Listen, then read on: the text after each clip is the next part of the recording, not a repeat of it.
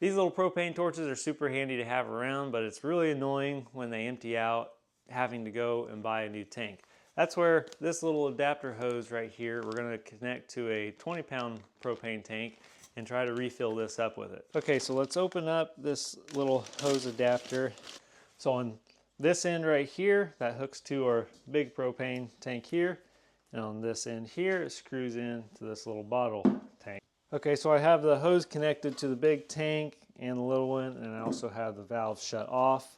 We're supposed to open up this large tank, and then we're supposed to flip it upside down before we actually open the valve to push into the small one. And then we'll also pay attention. This gauge right here is supposed to be showing me the pressure that is in this larger propane tank. So now that we're up close here, I'm going to go ahead and slowly open it. And I heard just a little bit of pressure start coming in. Now I'm going to put the mic up close so you can hear what it's doing.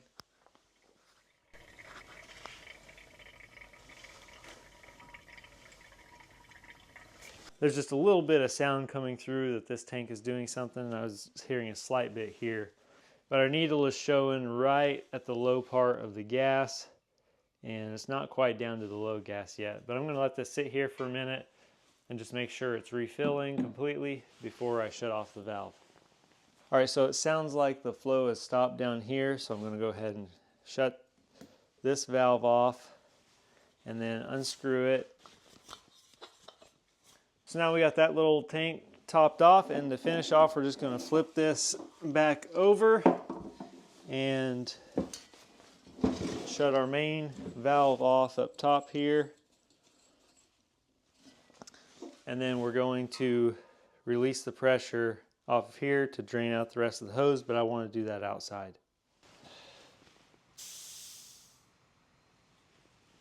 All right, and after you release all the pressure off, you can just take off the hose and then put it back in storage.